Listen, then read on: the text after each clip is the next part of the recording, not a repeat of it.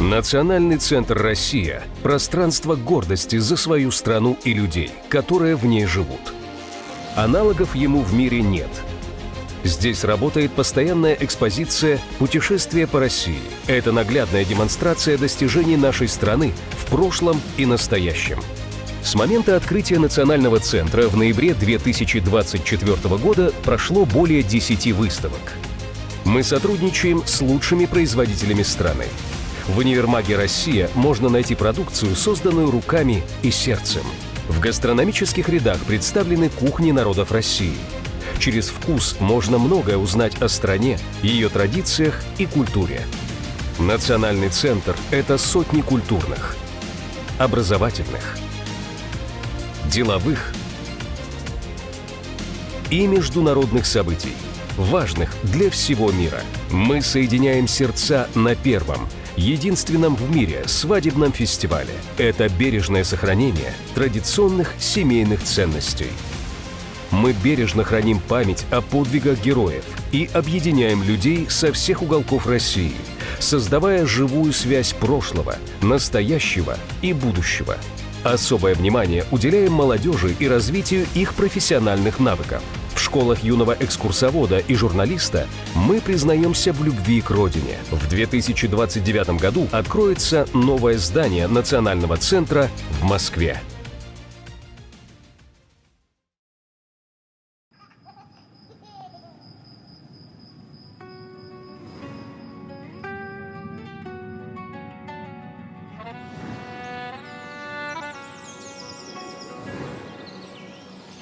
С чего начинается Родина? С картинки в твоем букваре, с хороших и верных товарищей, живущих в соседнем дворе. А может, она начинается с той песни, что пела нам мать, с того, что в любых испытаниях у нас никому не отнять. С чего начинается Родина? Заветной скамьи у ворот, с той самой березки, что в поле под ветром склоняясь растет. А может, она начинается с весенней запевки скворца, из этой дороги проселочной, которой не видно конца. С чего начинается Родина? С окошек горящих вдали, со старой отцовской буденовки, что где-то в шкафу мы нашли. А может, она начинается со стука вагонных колес, из клятвы, которую в юности ты ей в своем сердце принес. С чего начинается Родина?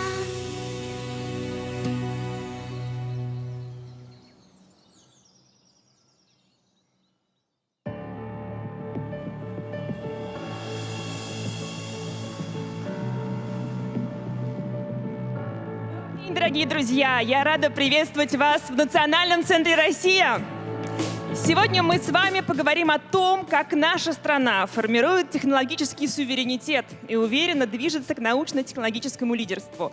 Мы обсудим прорывные направления от авиации и судостроения до систем накопления энергии и станкостроения. Наша цель — показать и рассказать, как промышленность и наука работают вместе, чтобы обеспечить нашей стране сильные позиции в глобальной экономике. И, конечно же, мы будем говорить о главном. О чем?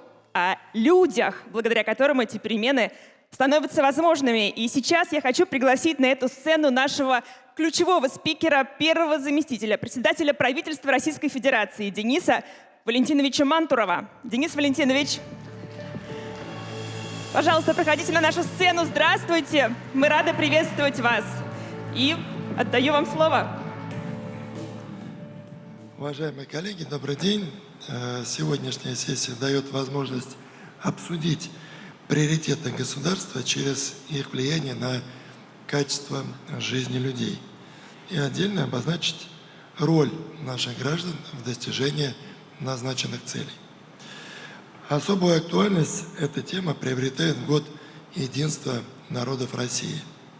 Сплоченность нации, ее культурное разнообразие и общая ответственность за будущее создают прочную основу для развития нашей страны. Позволяют объединять знания, опыт и созидательную энергию миллионов специалистов и тысяч трудовых коллективов. Говоря о технологическом суверенитете, обычно мы имеем в виду способность самостоятельно выпускать продукцию, необходимую экономике, социальной сфере. Делать это с опорой на собственные технологии, сырье, материалы и комплектующие. Но главный смысл этой работы всегда заключается в повышении комфорта и благополучия и безопасности человека. Именно такая логика лежит в основе всех национальных проектов. В частности, это касается укрепления технологической базы здравоохранения. Российские предприятия и научные институты формируют полный цикл разработки и производства сложной медицинской продукции. Расширяется выпуск оборудования для диагностики, реабилитации, кардиохирургии, лечения хронических заболеваний. Создаются новые радиофармпрепараты и стратегически значимые лекарства. В центре этой масштабной работы потребность пациента и доступность высокотехнологичной медицинской помощи по всей стране. Не менее важно обеспечить граждан качественными продуктами питания. Для этого промышленность совершенствует сельскохозяйственную технику, продукцию пищевого машиностроения и агрохимии. Новые возможности для селян открывают беспилотные технологии, развитие точного земледелия и биоэкономики. В сочетании все это повышает производительность труда, сокращает издержки аграриев и в конечном итоге усиливает продовольственную безопасность нашей страны. Еще одно измерение технологического суверенитета – это мобильность людей и связанность огромной территории нашей Родины. Ключевое значение здесь имеет создание современного флота гражданской авиации. Сегодня эта программа переходит в практическую плоскость. По самолету Ил-114-300 мы начинаем первые поставки. Разворачивается серийное производство обновленного Ту-214. И на финальном этапе находятся испытания и сертификация МС-21 и Суперджета.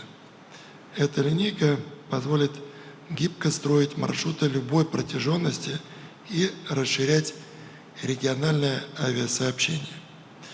Параллельно набирает обороты и пассажирское судостроение. Российские верфи выпускают широкий спектр водного транспорта от небольших электрических речных трамваев, которые вы часто видите по Москва-реке, до круизных лайнеров класса «Река-море». Это стимулирует интерес людей к путешествиям по главным водным артериям нашей страны. Это Волге, Каме, Дону, Оке, Енисея, Лени и Оби. Одной из опор нашей транспортной независимости остается железнодорожное машиностроение.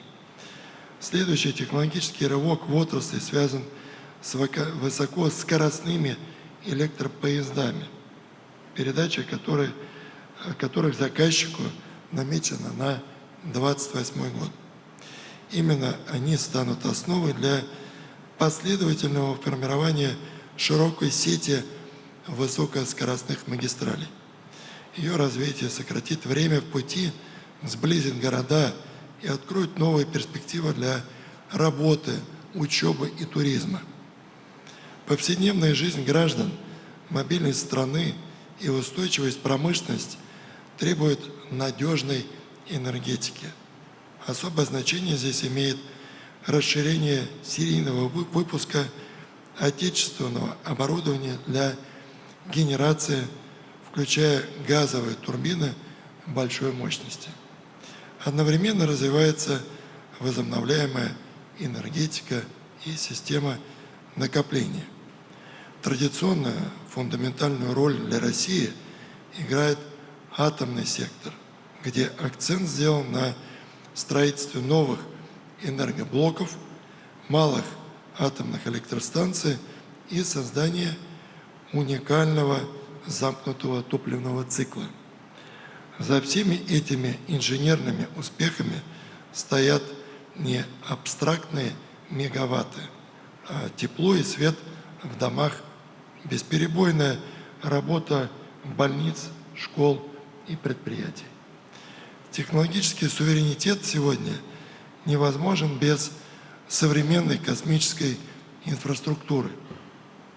В текущем году мы начали практическую реализацию национального проекта «Космос», который охватывает интернет, спутниковую связь и навигацию, а также дистанционное зондирование Земли и метеорологические сервисы.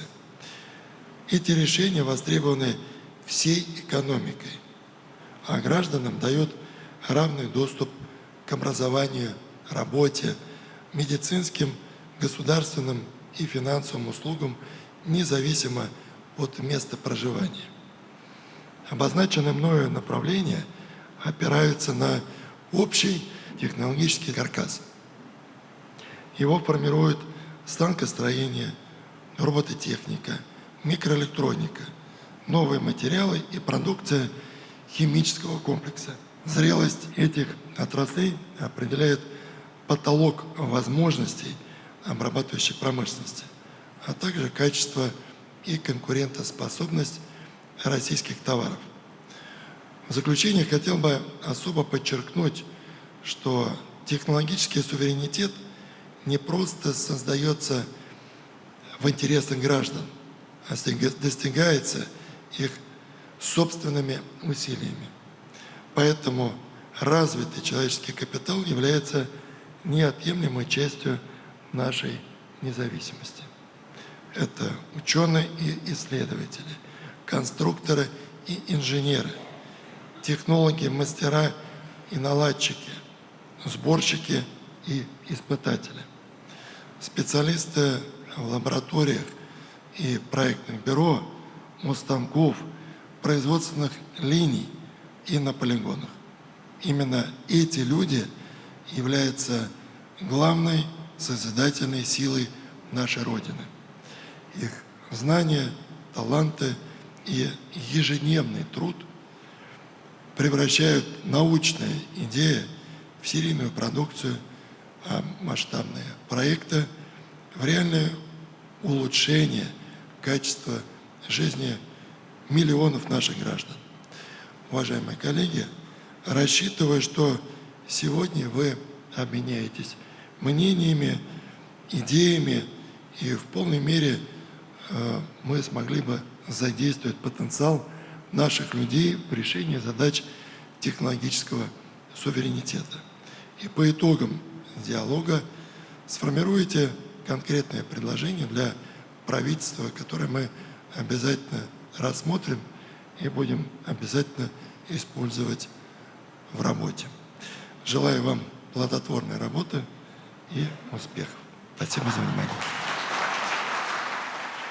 Уважаемый Денис Валентинович, спасибо вам огромное, что приняли участие в нашей встрече сегодняшней. Мы вас благодарим.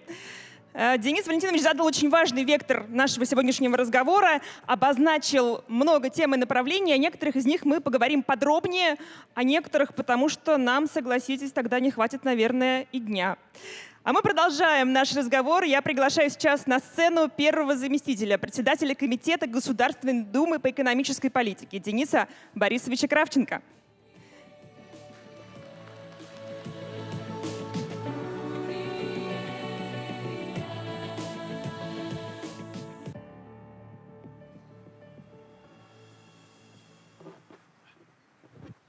Денис Борисович, здравствуйте. Очень рада вас видеть, рада вас приветствовать в нашем зале. Насколько я знаю, вы по образованию, по первому, инженер. И вообще очень много внимания сейчас уделяете подготовке кадров. Скажите, пожалуйста, какая вообще сейчас, как можно оценить роль человека в достижении технологического суверенитета и технологического лидерства? Здравствуйте, Мария. Добрый день, дорогие друзья. Рад всех приветствовать.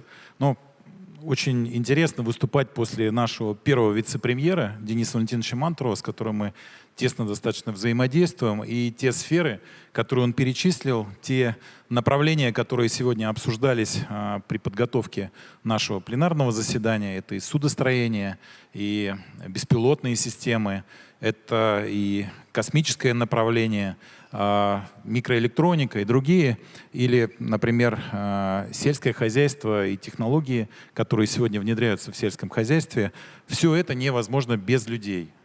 Поэтому, конечно, человек стоит в центре задачи достижения технологического суверенитета.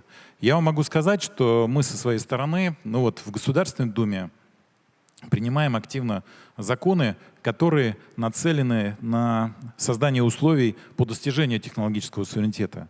Мы только за последний год-полтора приняли важнейший, большой системный закон о технологической политике в Российской Федерации, который, я уверен, займет очень важную нишу, так же, как когда-то, 10 лет назад, мы принимали федеральный закон о промышленной политике. Ну и, конечно, например, закон о поддержке малых технологических компаний. Все это очень важно с самого начала создавать условия для самореализации наших талантливых ребят. Это первое. Второе, отдельная тема, которой мы уделяем внимание, это кадры для технологического суверенитета. И для нас очень важно, что сегодня постепенно ситуация меняется. Мы стараемся создавать условия для того, чтобы ребята в школе в 5-м, в 6-м классе уже начинали изучать естественные науки, физику и химию. Не так, как было еще недавно, да, мы активно с Министерством просвещения ведем на эту тему диалог, а чтобы они начинали пораньше, на год, на 2 пораньше. Да, мы не хотим их напрягать, запугивать формулами, но это должно быть такое в формате опытов и так далее, то, что вызывает интерес, вовлечение. И тогда мы рассчитываем, что ребята на подходе к ОГЭ, а потом единого государственного экзамена, не будут бояться сдавать эти важные для любого инженера или технолога предметы. Ведь нам очень важно создать как можно большую воронку, чтобы большее количество ребят стремились получать инженерное образование, чтобы как можно больше ребят шло в науку, в инженерию и в те отрасли, о которых говорил сегодня Мантуров и которые мы сегодня с вами упомянули. И здесь на самом деле очень важно, что за последние несколько лет ситуация постепенно меняется. Вот я ехал сегодня, когда на нашу встречу, я позвонил 2 ректорам ведущих технических университетов нашей страны, больших, Бауманки и Политеха Питерского, и спросил, как ситуация с поступлением. Усредню немножко, да, в среднем на одно место сегодня претендует от 6 до 8 человек на инженерные специальности. Средний балл на инженерные специальности вырос за последние 3-4 года в среднем на 5. Например, в Бауманку это 90,5 балла, да, а в Политехе это 89 уже. Очень важно, что мы видим сегодня переток интереса абитуриентов от IT-специальности к инженерным направлениям. Все это должно создать фундамент для технологического лидерства нашей страны.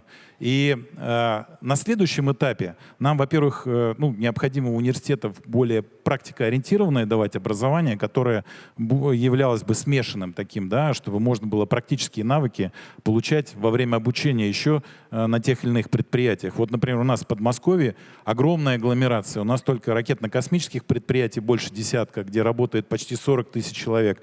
Или атомной промышленности предприятий, где работает больше 25 тысяч человек. И ведущие университеты, вот, например, физтех, ректор которого, уважаемый, находится сегодня в первом ряду, наверное, он расскажет про свои... Я знаю, что физтех тоже очень сильно продвинулся сейчас, несмотря на то, что, казалось бы, куда дальше расти. Поэтому, соответственно, дальше уже на стороне промышленности и работодателя нужно создавать привлекательные условия для ребят с точки зрения заработных плат, с точки зрения рабочих условий. Я вот буквально вчера и позавчера мы были на ведущих предприятиях в Химках, там ракетно-космической нашей и ракетостроительной отрасли. И я вам скажу, то, что я увидел, меня очень сильно вдохновило. И у ребят глаза горят. И сегодня очень сильно омолаживается кадры или сотрудники наших предприятий. Нам важно их не только привлечь, но и удержать. И поэтому в заключение я хотел бы сказать, что все эти направления, они отражены в народной программе партии «Единая Россия». Я не могу об этом не упомянуть. Мы определенное время над этим работаем. И вот буквально в течение 10 дней у нас пройдет очередной съезд, где мы выделим отдельный блок под названием «Технологическая политика и техлидерство». И это очень важно. Это означает, что это будет продолжаться и как минимум в течение 5 лет и дальше находиться в фокусе не только правительства, но и Государственной Думы, и политиков, и управленцев нашей страны. Спасибо. Спасибо вам огромное. Спасибо, что приняли участие в нашем разговоре. Мы будем продолжать. Я приглашаю Спасибо вас большое. Спасибо. присесть в зал. И, конечно, очень много сегодня делает государство для развития инженерного, технического образования. Это программа профессионалитета и передовые инженерные школы, и кампусы мирового уровня, о которых сегодня мы уже тоже говорили. Ну, а мы продолжаем наш разговор, и наша следующая тема — это фундамент, это научно-технологическое лидерство. Но перед тем, как мы начнем этот разговор, я хотела бы передать слово своему коллеге, соведущему, который работает в этом зале, Иван Карпов. Добрый день, дорогие друзья. Здравствуйте, Марина. Радостно вас всех видеть. И прежде чем мы приступим к первой теме, мы хотели бы вас немножко в нее вовлечь. У вас есть вот такие потрясающие браслеты. У всех есть на руках. У меня есть несколько утверждений. Я их буду называть, а ваша задача поделиться ощущениями. Как вы думаете, это правда или ложь, то, что я вам говорю? Для этого нужно выбрать цвет на этом браслете. Сделать это очень просто. Нужно нажать один раз, и ваш браслет станет красным. Если вы считаете, что утверждение, которое я называю, является ложным, то вы на этом шаге останавливаетесь. Если вы считаете, что то, что я говорю, это правда, нажимаете еще раз, он становится зеленым. И поднимаете браслет с вашим вариантом ответа вверх. Для того, чтобы в конце выключить браслет, чтобы он нам не мешал дальше продолжать нашу программу, можно долго зажать, и он погаснет. Итак, если все готовы, у всех получается, давайте попробуем, понажимаем, поподнимаем вверх, посмотрим, как у кого горит. Получается. Здорово. Здорово, друзья. Итак, первый наш вопрос. Утверждение, точнее, такое будет оно.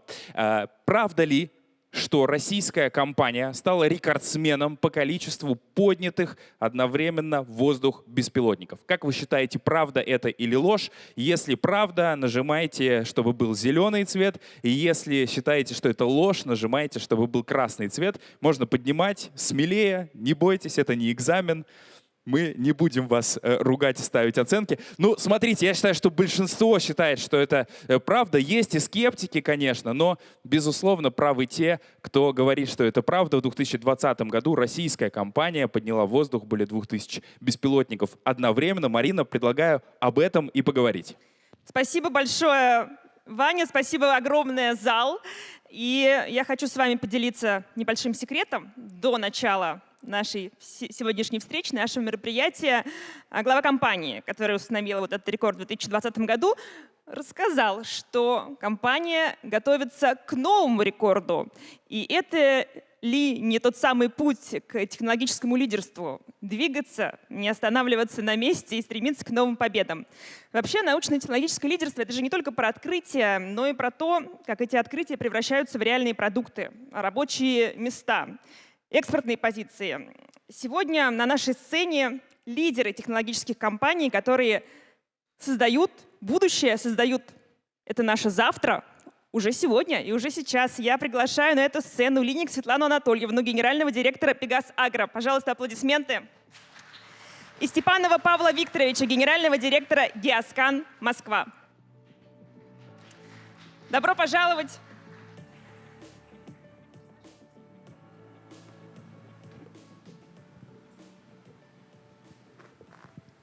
Светлана Анатольевна, но первый мой вопрос будет к вам. Ваша компания активно развивает технологические решения для агропромышленного комплекса. Расскажите, пожалуйста, как современные технологии вот прямо сейчас уже меняют сельское хозяйство и какие решения вы считаете наиболее важными и наиболее перспективными в этой отрасли? Добрый день, друзья.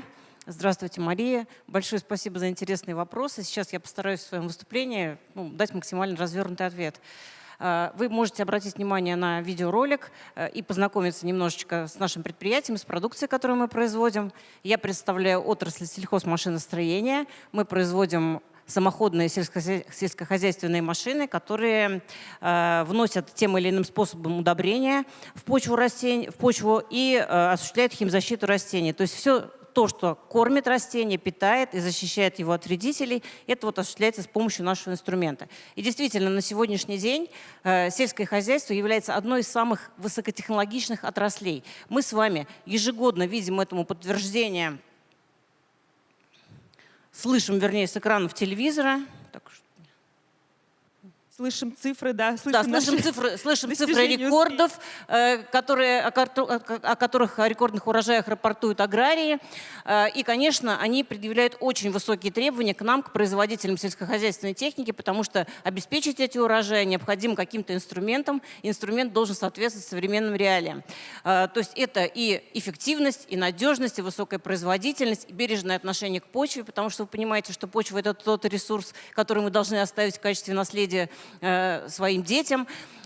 И в сегодняшних сложных условиях еще звучит от нас к нам такое пожелание: а сделайте еще так, уважаемые машиностроители, чтобы ваша техника, которую вы производите, помогала нам экономить, снижать себестоимость обработки гектара. Вот нашей компании удалось создать уникальную машину, аналогов в мире которой нет по сию пору. И я даже могу утверждать, что мы стали основателями нового направления в сельхозмашиностроении. Это создателями многомодульных мультифункциональных машин. Вы знаете, что у нас на стыке все открытия происходят, на стыке наук, на стыке технологий, на стыке отраслей. И вот здесь мы тоже не стали исключением. Так получилось, что основная инженерно-конструкторская группа у нас это выпускники Куйбышевского авиационного института, университета аэрокосмического Самарского. И нас никто не учил делать сельхозтехнику. Нас учили делать самолеты. Достаточно долго мы на самолетах собственного производства осуществляли авиахимработы. И в какой-то момент у нас родилась амбициозная задача придумать машину, которая по производительности не будет уступать самолетам, но будет лишена ее недостатков. Это высокая стоимость авиационного топлива, высокая квалификация пилота, погодные условия, ряд других моментов. И вот на среднем слайде вы видите картиночку, маленькая такая машинка. Это велосипед в мире опрыскивателей. Она была придумана в далеком 2010 году. И по сути давление ее на почву — это меньше, чем давление человеческой ноги. То есть она очень легкая. Мы привнесли в сельхозмашиностроение такое понятие культура веса. Если вы придете в поле, посмотрите там многотонные агрегаты, которые ездят по полю, утюжат, создают плужную подошву, уплотняют почву, вредят, скажем так, нашей земле. И вот такая вот машинка, легенькая, велосипедик такой пришел. Сейчас, конечно, он трансформировался. Идея оказалась настолько хороша, что... Так, следующий слайд почему-то не работает. Ага. Что, по сути, из нее получился конструктор Лего. Это вот одна самоходная легкая база, у которой меняется все. Меняется тип колеса, меняются сменные модули, до 5 различных модулей она может на себе заносить. Она растет вместе с культурой и решает многие задачи наших пользователей. То есть расширяет горизонт от ранней весны до поздней осени. Работает одна машина, аграрию не надо покупать разные инструменты под разные работы. Он все делает одной машиной. Но время не стоит. Мы слышим, что сейчас тренд в сторону беспилотников. Да? Вот. И я думаю, что в горизонте 3-5 лет мы увидим на полях уже прототипы работающих беспилотных тракторов, беспилотных комбайнов, беспилотных опрыскивателей. Но мы технари, есть ГОСТ, который четко регламентирует, что такое высокоавтоматизированная техника. И согласно этому ГОСТу мы движемся. Ряд задач решен, ряд задач в процессе решения. Мы точно понимаем, куда нам надо двигаться дальше для того, чтобы получить ту самую беспилотную машину. Сейчас уже машина, любая техника в поле, она очень умная. По сути, задача оператора – это привести машину в поле. Дальше она постоянно взаимодействует со спутником, точно определяет свои координаты. Из офиса агроном или инженер отправляет задание в голову машине. И, соответственно, она, дальше ничего не надо трогать, машина все выполняет, все функции сама. Она постоянно осуществляет телеметрию, обменивается данными, диагностирует себя и дает возможность принять управленческое решение, не заходя в поле. Оператор, он ездит на заправку, совершает сложные развороты или объезжает препятствия.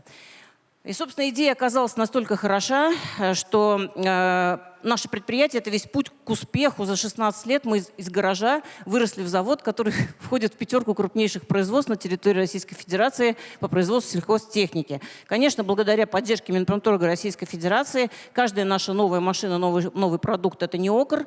И НИОКР – это когда приходят государственные деньги в компанию, это требует высокой отчетности. И, соответственно, это не просто что-то сделать, что придумали, а отчитаться результатом. То есть купить должны то, что мы придумали с помощью государственных денег. Ну, в качестве примера, вот одна из наших новинок, машина «Туман-4». На 1 июля мы должны были произвести и реализовать 30 единиц. Мы реализовали 60, и еще 100 у нас до конца года в плане производства. И все машины уже имеют покупателей. То есть проекты успешные. И эта мера господдержки, она очень эффективна для любого производства. На полях нашей Родины каждая 3-я машина, которая тем или иным способом вносит удобрения, она произведена на нашем заводе. И на сегодняшний день у нас работает свыше 700 человек. То есть это коллектив, который начинался от 20 человек и от гаража фактически. Сегодня свыше 700 человек. Наши люди – это средний возраст 35 лет. У нас работает в основном молодежь, потому что у нас очень интересно, очень высокотехнологичное современное производство. И у меня как раз, я прошу прощения, да. созрел вопрос. Просто Конечно. если привести ассоциативный ряд. Сельское хозяйство, зерно, хлеб. Хлеб – это дом, это тепло, это уют, это родина. Это родина, да. И люди, которые работают в сельском хозяйстве и для сельского хозяйства, мне кажется, это люди совершенно какие-то вот необычные, особые. А есть какой-то вот собирательный образ, портрет вот такой вот вашего сотрудника? Потому что я вижу, с каким энтузиазмом вы об этом рассказываете. Ну, вы знаете, у нас немножко нестандартная история. У нас люди очень молодые. И, наверное, основное, что отличает наш коллектив от любого другого трудового коллектива, это люди, которые не работали больше нигде, только на нашем заводе. Они очень любят свое дело, очень высокопрофессиональные. Это ребята, которые молодые совершенно пришли и росли вместе с заводом, и набрали компетенции, такие, которых сейчас мало у кого даже, может быть, в стране у нас есть. Это такие хорошие производственники. Некоторым даже удалось поучиться в Toyota Group, потому что мы делаем автомобили. У нас родилась идея сделать Lexus в мире сельхозмашиностроения. Почему нет? Вот. И мы все этим горим. Идея очень интересная, производство современное. И на самом деле я как работодатель хочу сказать, что основная наша базовая ценность – это люди, всегда люди. Делать акцент надо на них. Почему? Потому что в любые сложные времена, если вам удается сохранить трудовой коллектив, они сохранят вам любой бизнес. Ну, а что нужно, чтобы молодежь привлечь на работу и сохранить ее? Интересная работа, хорошие условия труда, достойная заработная плата, хороший социальный пакет. Все это мы обеспечиваем. На сегодняшний день, вот в прошлом году такая радость у нас случилась, наша продукция нашего предприятия включена в список обязательный для изучения в аграрных вузах. На сегодняшний день в 12 аграрных вузах страны открыты классы, где изучают нашу технику, и мы пошли несколько глубже. В Самарской области с помощью Минсельхоза мы открыли на базе средней школы 2 аграрных класса для тех детей, которые уже в школе понимают, что они хотят связать свою жизнь с сельским хозяйством. Но мне бы хотелось завершить, наверное, словами, может быть, Генри Форда, который говорит: «Один я могу многое, а вместе мы можем все». берегите ваших людей. Спасибо. Спасибо большое, это точно. Мне кажется, лучше не скажешь, потому что вместе мы действительно можем все. Павел Викторович, я рада вас видеть. Мы с вами неоднократно встречались и на выставках «Сделано в России», и здесь, в Национальном центре «Россия». Потому что Геоскан — это один из лидеров в сфере беспилотных авиационных систем и геоинформационных технологий. Вы очень активно сейчас развиваете космическое направление. Как технологии, которые вы создаете, которые вы развиваете, помогают разным отраслям экономики, потому что для многих вы работаете? Добрый день, дорогие друзья. Рад всех приветствовать. Вы знаете, действительно, технологии — это то, что мотивирует нашу команду. И сегодня, представляя аэрокосмический кластер, я понимаю ту ответственность, которую мы несем на своих плечах. И с самого начала работы вообще всей нашей группы компаний мы поставили себе задачу, ориентир не копировать чужие решения, не интегрировать какие-то разработки. Мы создаем полностью свои решения. И этот вызов, который мы ставим перед своей командой, часто на уровне невозможности исполнения. Но именно он мотивирует наших ребят, наших разработчиков, программистов, конструкторов создавать те технологические прорывы, которых мы достигаем. И по сути для нас это в свое время определило наш трек, траекторию дальнейшего развития и создания продуктов. Мы более 15 лет назад начали с беспилотной аэрофотосъемки, создания цифровых копий отдельных объектов, двойников городов, либо целых регионов. И наши инженеры решили не останавливаться на достигнутом. Мы решили оцифровывать не только поверхность Земли, мы решили посмотреть вглубь Земли. И именно так с помощью наших инженеров и разработчиков была создана беспилотная геологоразведка. Вот вы сейчас можете видеть, как это происходит, когда с помощью беспилотников для добывающих компаний исследуются и ищутся подземные ископаемые, такие как золото, такие как кимберлит, редкоземельные металлы. И это, конечно же, меняет во многом целые отрасли. Ну или вот другой пример, который возник из одной технологии, когда возникает другая технология.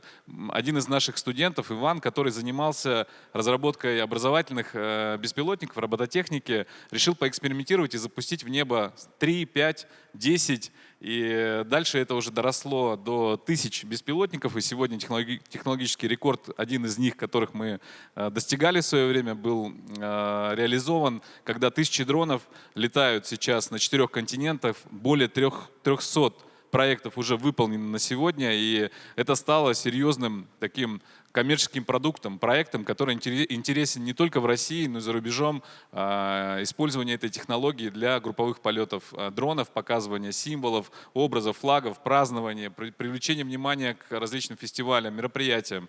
Это вот то, что создают инженеры и разработчики, часто не ожидая, что проект будет создан сам по себе.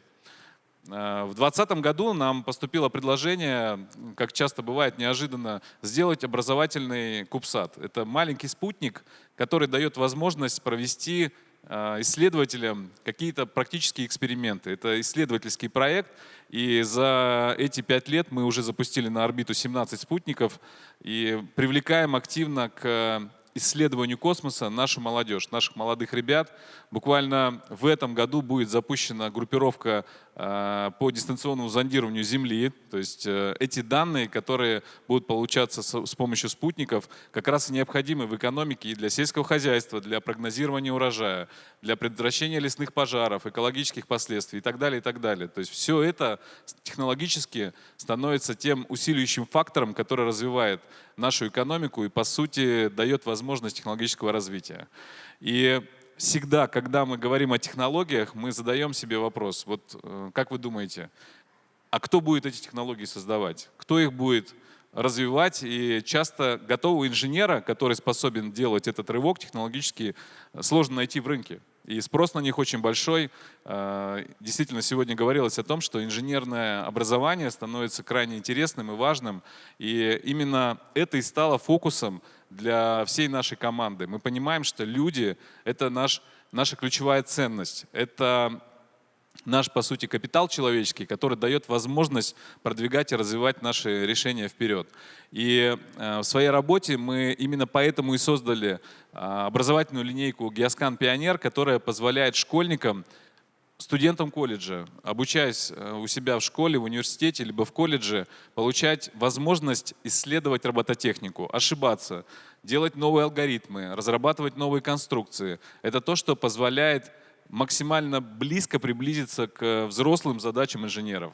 У меня вопрос в связи с этим. Вот вы сказали, что Иван, я так понимаю, ну, студентом был, когда придумал всю эту историю. А не страшно давать какую-то вот ответственность, право принимать решения молодым ребятам? Ну, вроде вот опыта нету, какого-то, может быть, жизненного такого правильного опыта нету. Вы знаете, не страшно и наоборот интересно. Как раз наши молодые инженеры и разработчики создают проекты, продукты, о которых не думают взрослые инженеры.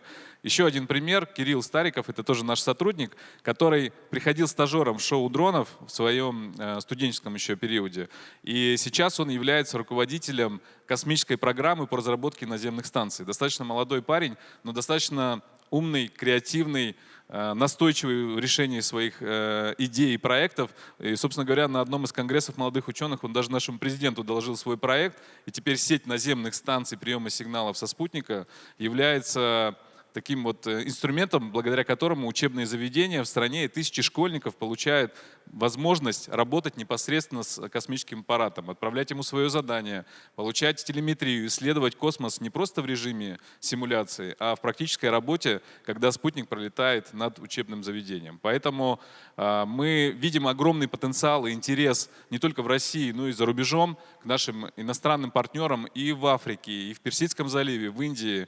И здесь, благодаря поддержке Российского экспортного центра, правительства, Минпромторга, мы, по сути, получаем возможность экспансии на международные рынки с предложением наших технологий и продуктов. Но самое важное, я хочу, завершая, еще раз подчеркнуть, что люди — это то, что существенным образом влияет на развитие всего технологического суверенитета. И не только технологии, но и люди. Именно вот этот вот симбиоз совместного развития и работы дает возможность развивать и инженерную школу, и двигать и нашу страну, и наши технологии вперед. Спасибо. Спасибо вам большое. У меня еще маленький вопрос. Не могу не спросить. Вот вы общаетесь с молодыми ребятами, талантливыми. Наверняка задавали им вопрос, а что ими движет? Что помогает им идти вперед? Желание прославиться, может быть, не знаю, доложить президенту или что-то другое? На самом деле всегда, во все времена, мне кажется, людям нравилась идея создавать что-то уникальное, быть причастным к какому-то большому глобальному проекту. Живой пример. 5 лет назад, когда мы запустили наш первый спутник на орбиту, тогда нас было 500 человек, вот радовались все, от тех, кто следит за чистотой, до первых лиц, все, потому что мы понимали, что мы сделали наш маленький, но первый очень важный шаг в космос. И для всей команды это мощный мотиватор, и для всех наших молодых ребят, которые приходят к нам. Спасибо вам огромное. Я приглашаю вас вернуться в зал.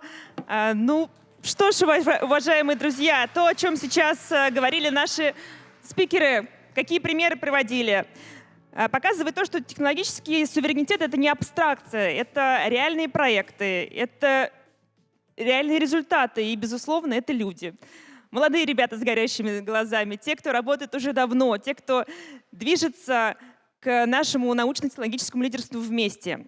И наша следующая тема — авиация и судостроение. И уже по нашей маленькой сложившейся традиции я передаю слово своему коллеге Ивану. Иван, я знаю, что у вас есть вопрос к нашему залу. Спасибо, Марина. Действительно, есть вопрос. Давайте снова возьмем в руки свои браслеты. Напомню, зеленый, если вы считаете, что это правда, красный, если ложь. Итак, утверждение будет следующим. Правда ли, что в России разработан двигатель, который превосходит зарубежные аналоги по экономичности? Итак, как вы считаете, правда или ложь? Поднимайте выше. Да, заодно немножко разомнемся. Вот синий у кого-то. Да, затрудняюсь ответить, наверное, как принято в социологии. Большинство выбирает зеленый, считают, что это правда. Есть, конечно, и скептики, но в отместку скептикам скажем, что это действительно правда. В России действительно есть такой авиационный двигатель, тяга которого 8 тонн, но при этом потребляет топливо он на 2% меньше, чем зарубежные аналоги. Марина, как мы к этому пришли? Иван, спасибо огромное, что не только немножечко так подстегиваете наш зал, но еще и рассказываете о таких интересных вещах. Ну, о двигателях мы еще сейчас, разумеется, поговорим, потому что авиация и судостроение Это, конечно, стратегические направления, это логистика, это продовольственная безопасность, это связанность территории нашей огромной страны, это перевозки, это уникальные позиции в отрасли и формирование новых заделов, новых целей на годы вперед. И все это позволяет достигать технологического суверенитета в транспортной мобильности и в продовольственной безопасности. Я приглашаю на нашу сцену из зала наших уважаемых спикеров Конюхова Илью Борисовича, генерального директора ОДК «Сатурн», и Зубкова Павла Александровича, генерального директора ООО «Морские комплексные системы». Это, кстати, единственный в России проект по импортозамещению рыбофабрик на отечественных рыболовных судах.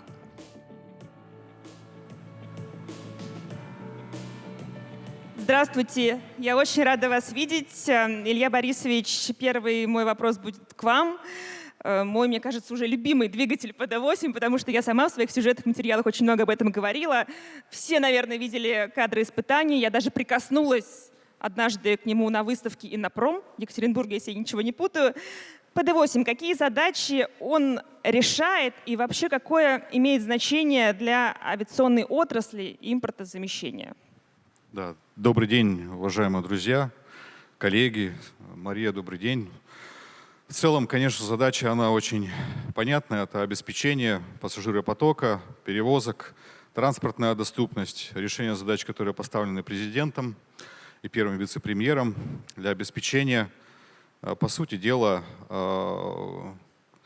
пассажиропотока страны. На сегодняшний день, когда зарубежные воздушные суда, так скажем, потихонечку там уходят из оборота, нам нужна своя техника. И это очевидно сегодня. На сегодняшний день сколько самолетов, да, мы готовим к сертификации, какие-то уже прошли сертификацию. Сейчас Сухой Суперджет 100 и МС-21 готовятся к проведению сертификации. Сегодня Денис Валентинович об этом сказал. На самом-то деле двигателисты, они поддерживают и обеспечивают самолеты, да, тем, чтобы они могли летать. Все просто. Что за этим стоит? Ну, стоит большая работа, о которой я сегодня хотел немного сказать, немного рассказать про наш проект. Что он из себя включает и какова роль на самом деле человека в этом отношении, да, человека-специалиста, конструктора, технолога, производственника. Их вклад в этот проект, это, конечно, заслуживает большого внимания и на чем строится наша работа. Вот я хотел сегодня, если можно, там поставить слайды, да, они доступны. Презентацию. Я бы вам помогла, но я, к сожалению, не умею пользоваться этой штучкой. Так. Сейчас чуть позже, я думаю, что запустят слайды, а мы пока продолжим. Хорошо. Значит, ну, я начну с того, что 2019 год, конец, да, 2019 года, когда мы начали проект ПД-8, мы еще, в принципе, не знали, что произойдет в 2022. Да? Мы начинали потихоньку, там, да, вот, рассчитывали на то, что мы сделаем этот проект, там, возможно, с применением какого-то международного опыта и прочее. Да? Настал 2022 год, который определил в целом контур, наверное, и профиль этого проекта, когда мы реально ощутили задачу и ее реализовали, эту задачу импортозамещения. На текущий момент времени ПД-8 — это абсолютно российский двигатель, абсолютно импортозамещенный, который на сегодняшний день сертифицирован. В июне мы получили сертификат типа и далее уже готовим серийные поставки. На текущий момент мы начали серийное производство этого двигателя, и первые 2 двигателя ПД-8 мы поставили сегодня уже заказчику. Что за этим стоит? За этим стоит, конечно, там кропотливая работа. Это работа и инженеров, конструкторов, технологов, это работа институтов, это работа металловедческих институтов, работа металлургических предприятий. И за всеми этими компетенциями, за всем этим опытом стоит, по сути дела, человек. Конечно, компетенция, опыт, вклад человека в проект, за всем этим стоит на сегодняшний день человек. Что мы вкладываем в понятие человека, как мы его готовим, это же очень важно на сегодняшний день. Специалист, он сразу не приходит, его нужно воспитывать. Сегодня одной из ключевых наших задач, которые мы смотрим, это воспитание поколения специалистов. как это происходит? Уже на стадии школьной скамьи, можете себе представить, да, мы в школах организуем инженерные классы, которые популяризируют наше направление, нашу продукцию, наш подход, нашу работу. И уже ребята со школьной скамьи начинают понимать и готовиться потихонечку. То есть мы вот эту вот профориентационную воронку готовим уже со школьной скамьи. Порядка там 10 школ по городу Рыбинску уже сегодня оснащены такими инженерными классами, и ОДК «Сатурн» помогают именно этому воспитанию. И подумать только, да, там в городе Рыбинске, в котором 180 тысяч населения, и 14 тысяч из них работают на ОДК «Сатурн», и здесь вот именно воспитывается технологическое отношение к труду, технологическое лидерство. Дальше мы не оставляем в покое школьников. Мы работаем в 9-10 классах с ними в учебном центре, уже на предприятии, где применяем навыки и потихонечку переходим от вот этих вот полусказочных там явлений, да, которые представляются уже к натуральным каким-то осязаемым вещам. И дальше уже это поступление в вуз. Мы очень плотно работаем с вузом, мы вовлечены в передовую инженерную школу. В конце августа мы готовимся к закладке первого камня образовательного кампуса у нас на территории города. Это, конечно, все при поддержке правительства и президента Российской Федерации. Это все привносит в нас потенциал разработки. И каково внимание, там, как еще привлечь, вот каждый год, да, мы наших первоклашек, работников завода и города, мы чествуем, я их лично поздравляю, и дарим такой маленький сувенир, который кажется, на первый взгляд, может быть, такой достаточно условной, мультяшной вещью. Да? Это книга. Эта книга, каждый раз она новая. В какой-то год это книга про лопатку, турбины низкого давления, да, или компрессора, которая вот в сказочном... Заманиваете. Да, именно так. Да, в какой-то момент это профессия, то есть мы первоклашкам даем вот это вот представление, уже прививаем вот это вот настроение, да, отношение к инженерии, к труду, к отрасли, вот уже сейчас, к промышленности. И еще одно. Мы проект сделали, конечно, не сами. Мы не ОДК, там, да, вот, не ОДК. Вся кооперация, которая сегодня географию имеет просто сумасшедшую по стране, это 100 тысяч вовлеченных на сегодняшний день людей, которые работали над проектом. Порядка 100 тысяч. Это понятно, что интегратор — это ОДК. Понятно, что вовлечены, да, вот мы можем перелистнуть уже слайд, если можно.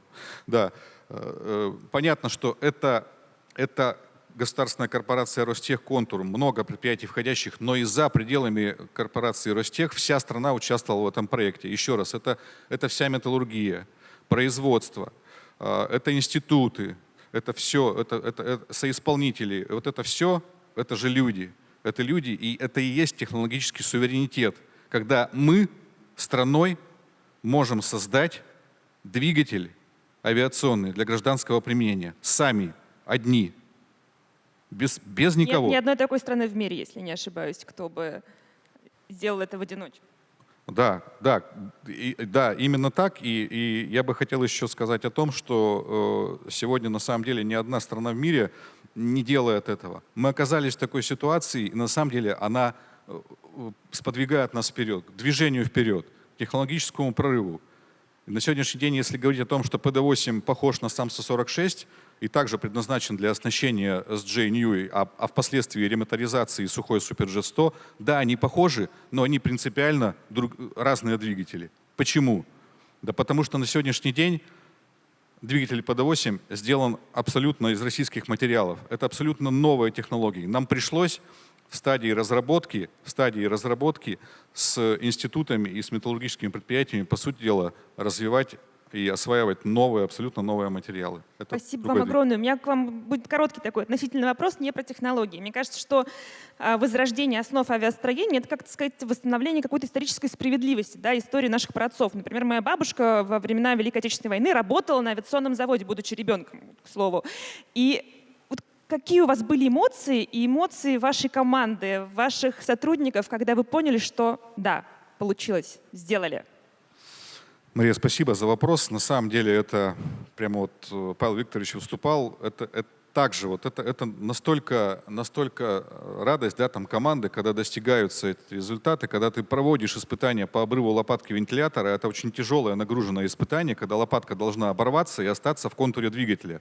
Она не должна улететь за пределы там двигателя и не пробив обшивку самолета, да, там ничего не уничтожить. Это самое там важное на самом деле сертификационное испытание, которое завершает, по сути дела, весь комплекс.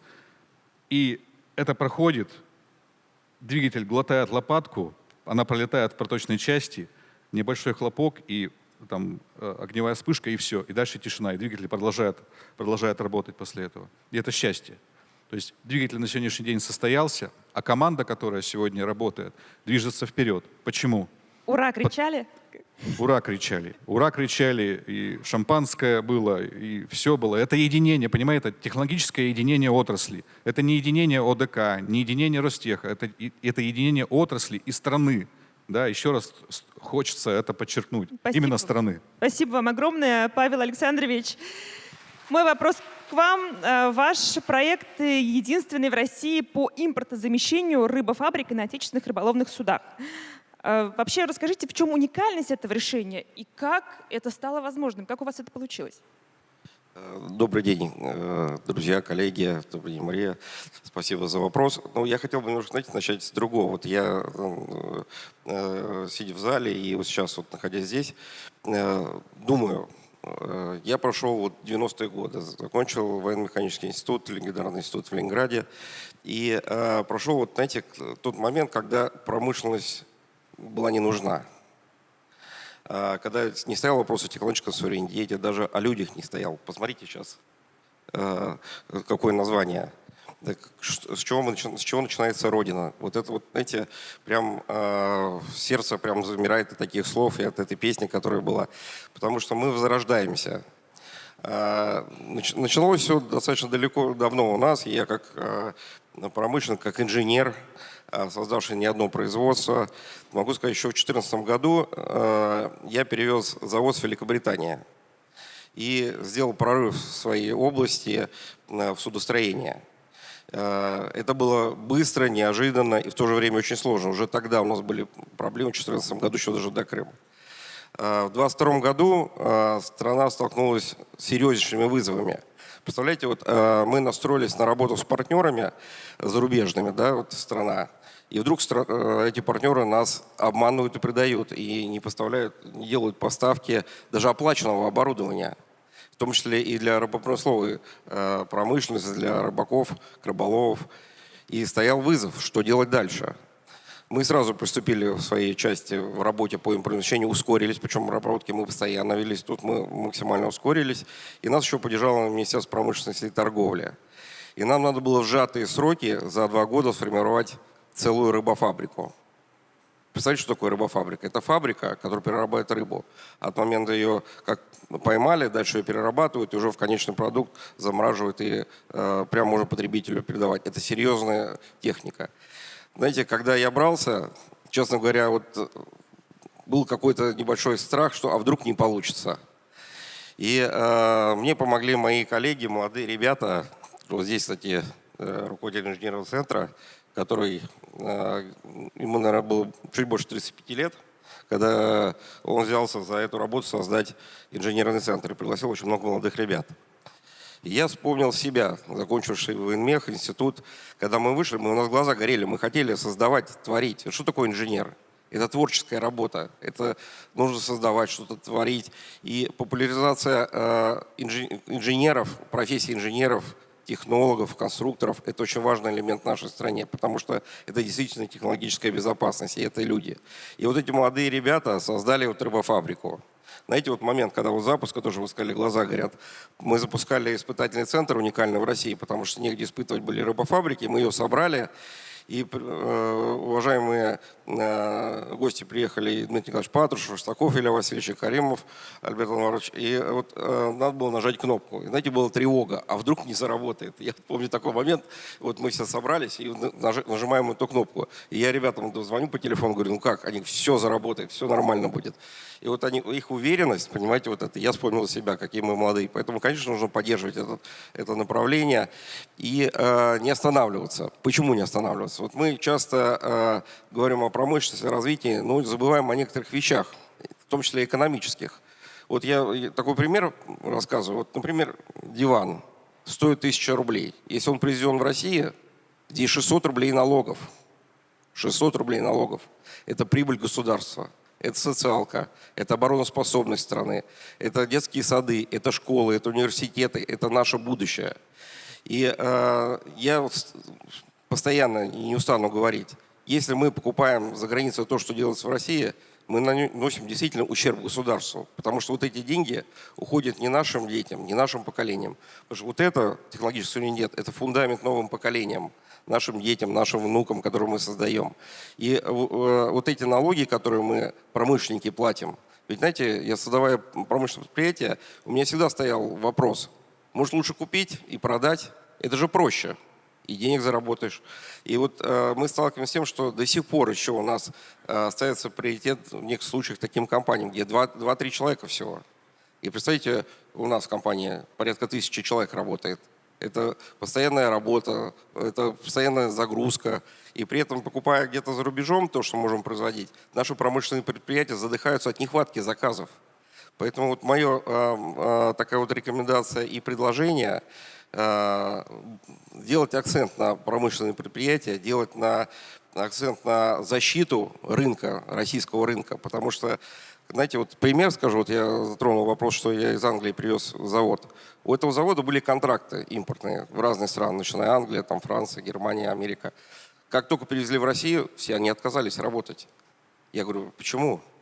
Они говорят, а мы не хотим с Россией работать. Вот, после вот этого я очень сильно поменял свое отношение к нашей промышленности. И, знаете, вот хотел сказать фразу, сказал вот Александр III, в том, что у нас 2 союзника – армия и флот. А я считаю, что у нас 3 союзника – армия, флот и промышленность. И вот эта технологическая безопасность, и это то, что люди создают, наши люди. Знаете, вот я тоже хотел показать, взял каталоги, к сожалению, вот нет ролика. Но вот эту продукцию, вот, видите, вот такой каталог, вот ребята молодые создали за 2 года. Вот, сейчас, секундочку. Вот, большое. И вот этот каталог, реестр, то, что мы уже сертифицировали, что мы российское производство, 719 постановление. И мы дальше будем продолжать работать над укреплением экономического, технологического, продовольственного суверенитета России. Спасибо. Спасибо вам большое. Я тоже хочу закончить на такой ноте. Мне кажется, что если сейчас обращаться, если бы вы обратились к тому парню, который выходил с горящими глазами, к себе, к юному, что вы его не подвели. Спасибо вам огромное. Я приглашаю вас в зал. Спасибо вам большое, Илья Борисович, Павел Александрович. Конечно, развитие авиации и судостроения — это не только про технику, это про экономику целых регионов. Мы видим, как технологии позволяют повышать отпускную способность, снижать издержки, повышать безопасность. Ну и вообще нельзя не отметить еще поддержку государства в части промышленности, потому что это, конечно, и гранты, это субсидии, это механизмы, которые позволяют обеспечить спрос, это налоговые льготы. А мы тем временем переходим к нашей следующей теме. Это тема возрождения станкостроения. Но перед этим, Иван, как дела? У нас все хорошо. Как у вас дела? Все бодры, веселы, браслеты готовы? Есть еще каверзные вопросы? Конечно. У нас будет провокационный вопрос. Мы перейдем немного от железа к главному. Мы сегодня говорим про людей и сформулируем следующее утверждение следующим образом. Правда ли, что успех предприятия определяется количеством выпущенных станков, а не квалификацией специалистов? Кто считает, что так оно и есть? Зеленый свет. Кто считает, что это совсем не так? красный свет. Ну, мы с вами на одной волне, мы все уже к середине мероприятия понимаем, что мы говорим про людей, поэтому, конечно, правы те, кто выбрал вариант ложь. Действительно, это не просто отказ от формулы, которая нам всем привычна, это новая философия о том, что люди, на самом деле, их способности решать сложные задачи имеют большее значение для успеха производства, чем просто валовый продукт. Так ли это? Давайте обсудим дальше. Иван, спасибо огромное. Мне вообще кажется, что в этом вопросе скрыта такая действительно формула, потому что выпускать много-много станков их просто невозможно без квалификации сотрудников. Такой вопрос с подковыркой, как мне кажется. Ну и вообще, если мы переходим к следующей теме, возрождение станкостроения — это основа основ любой промышленной экономики, потому что без станков невозможно выпускать качественную продукцию ни в авиации, ни в энергетике, ни в машиностроении, да в целом вообще ни в любую отрасль, какую ни назови, это легкая промышленность. Без станков ее представить сложно и невозможно. И сегодня мы поговорим о том, как эта отрасль возвращается на траекторию роста и какие технологии определяют ее будущее. Я приглашаю на эту сцену, пожалуйста, приветствуйте Коваль Юрий Павлович, директор Головного центра компетенции станкоинструментальной промышленности МГТУ «Станкин».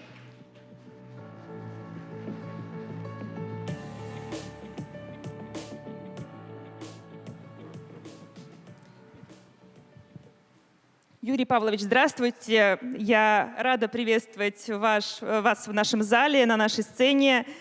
Расскажите, пожалуйста, из чего вообще сегодня складывается ключевой центр компетенции в области станкостроения? То есть что это из себя представляет, какие технологии развивают на его базе и какое будущее нас ждет? Добрый день, Мария. Добрый день, уважаемые коллеги. Я хотел бы несколько слов рассказать о той структуре, которую я сегодня представляю. Головной центр компетенции создан по решению правительства Российской Федерации и является одним из структурных подразделений нашего флагманского вуза по подготовке инженеров для станкостроительной отрасли. Это МГТУ «Станкин». И действительно, сегодня выступали представители разных отраслей, говорили о тех успехах, которых они достигли, но мы все понимаем, что ключевое и базовое направление в промышленности – это станкостроение. Это та отрасль, без которой невозможен успех ни в одном направлении промышленности. Конечно, были времена, когда отрасль несколько находилась на определенном спаде, но сейчас все отлично понимают, что результаты станкостроения, они так или иначе влияют на развитие всей промышленности. И буквально совсем недавно принято решение, выделены средства для строительства кампуса мирового уровня. К 30 году МГТУ «Станкин» приобретет абсолютно новый дом. Это будет и новое внешнее исполнение, и новое внутреннее наполнение. И сегодня подготовка молодых инженеров – это ключевое направление для промышленности в целом. Значит, какое место в этой структуре занимает наш головной центр компетенции? Ну, во-первых, если говорить в цифрах, то сегодня головной центр компетенции – это порядка 60 высококвалифицированных конструкторов, это аналитики, которые определяют направление развития, изучают будущие технологии и предлагают для реализации. Это около 20 тысяч производственных площадей, обеспеченных новейшим оборудованием, что позволяет нам не только конструировать лучшие станки, что позволяет конструировать оборудование, металлорежущее оборудование, которое не производится сегодня в Российской Федерации. И самое главное, на базе нашего опытного производства делать опытные образцы, испытывать их и дальше уже передавать нашим индустриальным партнерам для серийного производства. На сегодняшний день мы понимаем, что для любого предприятия ключевой проблемой являются, безусловно, кадры. И, конечно, подготовить инженера – это очень непростой процесс, это длинный процесс во времени.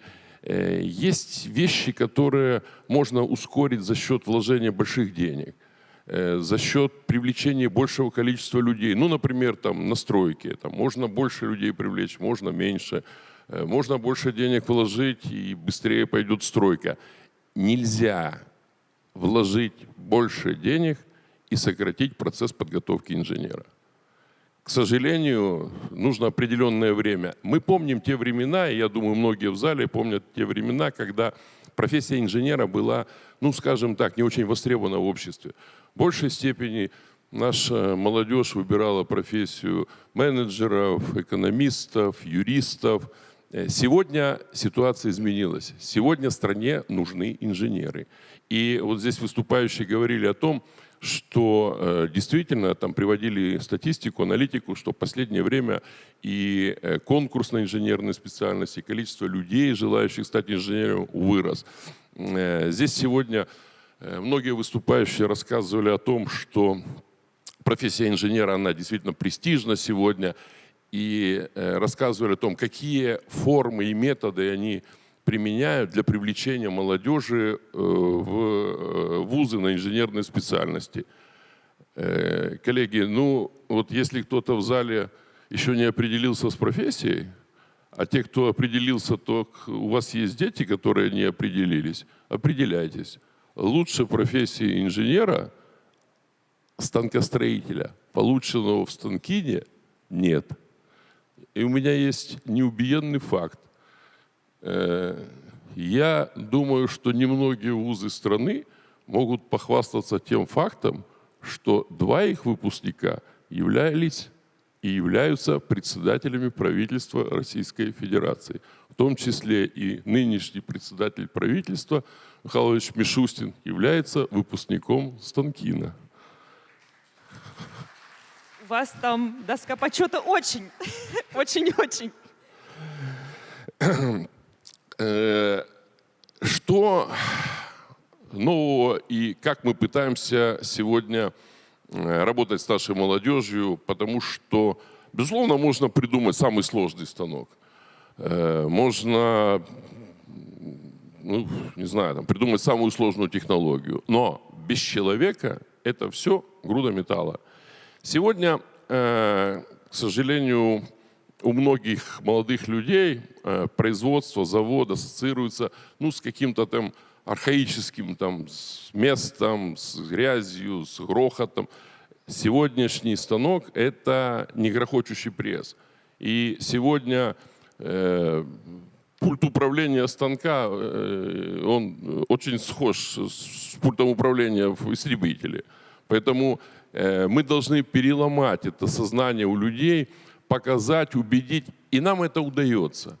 Мы создали у себя молодежное конструкторское бюро на базе нашего головного центра компетенций, где обучаются молодые ребята, студенты, причем не только со Станкина, с различных вузов других, и Бауманки, и других технических вузов Москвы. И, конечно, вот эта возможность передавать опыт от опытных конструкторов, наставников. Мы закрепили за каждым молодым студентом, закрепили опытных наставников. И, конечно, вот эта возможность получать знания от опытных специалистов, она действительно привлекает людей. Я очень часто встречаюсь с молодежью, с ребятами, которые у нас занимаются, и вижу, насколько важно для них процесс, когда ты участвуешь в каком-то большом деле. Когда ты не просто рисуешь отчет для лабораторной работы или там, для сдачи какого-то экзамена, а когда ты участвуешь в проектировании реального станка, и ты понимаешь и видишь, что нарисованная тобой деталь, она становится частью большого серьезного механизма, серьезного станка, конечно, это возбуждает там особые эмоции, особые чувства в душе каждого молодого инженера. Ну и, безусловно, конечно, мы тоже много внимания уделяем тому, чтобы привлечь молодежь к нам. Разные формы и методы используем, тоже работаем со школьниками. Сейчас планируем широкую программу промышленного туризма, Кстати говоря, вот в конце августа мы запускаем брендированный поезд «Стране нужны инженеры». И я думаю, что многие из вас его увидят в метро. Замечательный такой, мы очень здорово там постарались, чтобы он был привлекательный для молодежи, интересный. Вот с 31 числа по нашей ветке, по серой ветке, по-моему, будет ходить поезд, который запускает головной центр компетенции. Как раз вот «Стране нужны инженеры». Спасибо вам огромное. Юрий Павлович, я вас приглашаю вернуться в зал. И я хочу, пользуясь случаем, возможно, нас смотрят будущие первокурсники, вчерашние абитуриенты, те, кто в этом году поступил в Станкин. Я хочу вас поздравить с этим. Это огромное достижение. Спасибо вам огромное еще раз. А мы переходим к нашей следующей теме. Новые горизонты международной торговли. Экспорт. Но перед этим, Иван, есть вопрос к залу? Да, у нас есть заключительный вопрос. Вы хорошо шли все это время. Проверим, угадаете ли вы сейчас. Этот вопрос будет про потенциал. Напомню, красный — ложь, зеленый — правда. Голосуйте сердцем. Итак, следующим образом звучит утверждение. Правда ли, что рынок ассистивных технологий вырастет от 92 миллиардов в 2024 году до 200 миллиардов к 2030 году? К 2030 году. Итак, кто считает, что так оно и будет? 200 миллиардов в 2030 году на ассистивные технологии. Большинство считает, что так и есть. И вы вновь правы, те, кто говорит, что так и будет. Действительно, существуют такие прогнозы, потому что потенциал развития наших людей, нашей Родины ничем не ограничен. Давайте об этом подробнее поговорим. Спасибо большое, Иван. Да, благодаря кому и чему будет расти этот рынок, мы сейчас узнаем. Но это завершающий блок нашей сегодняшней встречи, нашей беседы о новых горизонтах международной торговли. И сегодня это, конечно, не только про экспорт товаров, это про экспорт технологий, уникальных компетенций и стандартов. И я приглашаю на эту сцену Викторию Викторовну Ермакову, коммерческого директора по международным продажам группы «Моторика». Виктория Викторовна, здравствуйте. Я рада вас видеть. А я у вас была. Здравствуйте, уважаемые коллеги. Быть у вас на предприятии. Мне очень ответственно заканчивать мероприятие. Да, заканчиваем на такой красивой, яркой ноте. Технологическое лидерство — это, наверное, основа такой международной конкурентоспособности. Вы активно вышли и продаете на экспорт. Расскажите, пожалуйста, благодаря чему это стало возможным и как вообще складывалась эта история моторики? Спасибо большое за вопрос. Уважаемые коллеги, еще раз добрый день. Вы знаете, в ответе в этом вопросе я начну как раз вот с термина «Родина – это люди». Вот моторика – это тоже люди, причем люди непростые, люди с ограниченными возможностями, в свете жизни которых сложилось так, что они потеряли либо руку, либо ногу. И моторика – это люди, которые помогают вот этим вот нашим пациентам вернуть все эти возможности, вернуть им самое главное возможность двигаться, чувствовать, любить, а значит жить. И вот, собственно говоря, через вот этот весь непосредственно такой душераздирающий, наверное, посыл мы и совершаем все те самые достижения, которые у компании есть. Компания уже больше 10 лет на рынке. Представьте себе, с вчерашнего стартапа она превратилась в компанию, уже у которой больше 700 сотрудников и больше 7 миллиардов рублей оборот в год. И самое главное, если вчера это была только Россия, и наши кулибины, наши российские инженеры, моториканцы разрабатывали продукты для локального рынка, то сегодня это уже больше 15 рынков. Собственно говоря, мы растем постоянно. И самое главное, еще такой, наверное, очень важный аспект, что моторика – это не только более 60 видов различных протезов, и самое главное, тоже, чем очень сильно горжусь, я прямо говорю, и у меня прям мурашки от удовольствия, что это единственная компания в мире, у которой есть протезы для детишек с 2 лет. Ребенку очень важно развиваться и не чувствовать никаких дискомфортов в плане своего физического развития. Это и первая компания, наш прорыв большой в области остеоинтеграции, когда, собственно говоря, еще вчерашний пациент, к сожалению, не мог ходить, и сегодня он может двигаться благодаря тем инновационным разработкам, которые делаются в нашей компании. И мы очень сильно поддерживаем технологический суверенитет. Мой предыдущий коллега, предыдущий оратор рекламировал станки. Я могу прорекламировать наш Моториканский университет с государственными лицензиями образования, которое дает наш университет, очень достойное и ценится и в России, и за рубежом. Соответственно, с точки зрения непосредственно вот ближе уже к вашему вопросу международного прорыва, очень важный аспект – это выход на международные рынки не с точки зрения только продать продукт, а продвинуть и научить, и образовывать наших будущих партнеров именно правильному пользованию этим продуктом. Таким образом, вот пример наш, то, что мы делаем в Индии, мы в 2025 году открыли в Индии офис. А сегодня я сейчас здесь с вами, но вот параллельно в этот момент происходит процесс локализации. Мы нашу технологию производства нашего бионического протеза теперь локализуем уже в стране. Индия будет хабом для азиатского рынка. И производство со следующей недели протезов начинается уже в этом регионе. Мы заходим очень мощно, еще раз, мы становимся партнерами для рынка, и мы развиваем этот непосредственно блок, ну, скажем так, уже прочно и навсегда. Что отдельно, наверное, хочется отметить, что развитие международных рынков – это не просто продал туда какой-то продукт, это планомерное обучение, планомерное движение в области соприкосновения и с государственными органами на территории этих стран и становление уже, наверное, такого большого партнерского конгломерата для того, чтобы на постоянной основе развивать эти продажи. Говоря о людях, не могу не отметить, у вас в компании совершенно невероятные амбассадоры, многие из которых, я так понимаю, сотрудники.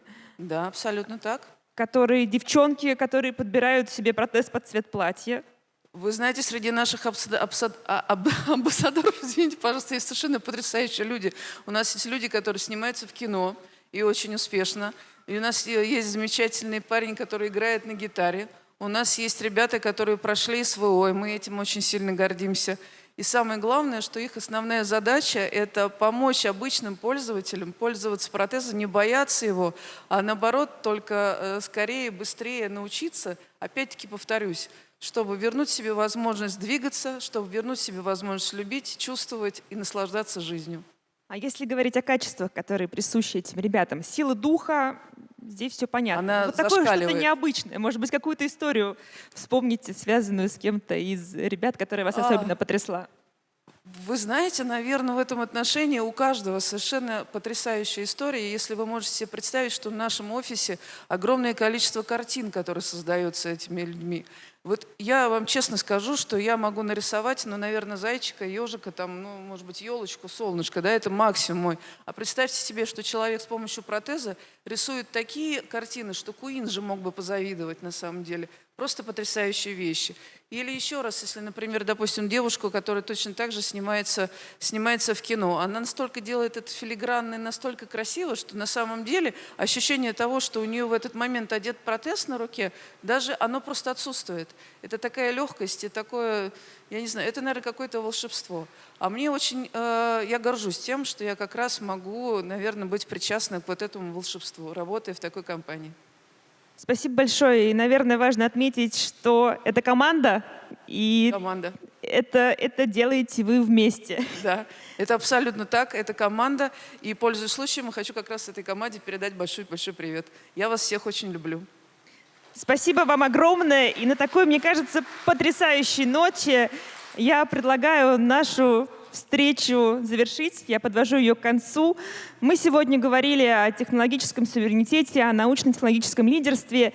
И, может быть, я повторюсь, но мы говорили не о каких-то абстракциях, а говорили о реальных проектах, о реальных наших уже общих победах. И то, что мне еще тоже очень хочется отметить, когда речь идет о технологии, об инженерах, кажется, что разговор будет таким сухим, серьезным, но насколько сегодня эмоциональны были все наши гости, наши спикеры, особенно в те моменты, когда говорили о своих сотрудниках и о людях. Мне кажется, что это очень-очень важно, потому что Родина — это люди, это мы с вами. Спасибо всем большое, что были сегодня здесь. Всего доброго, спасибо.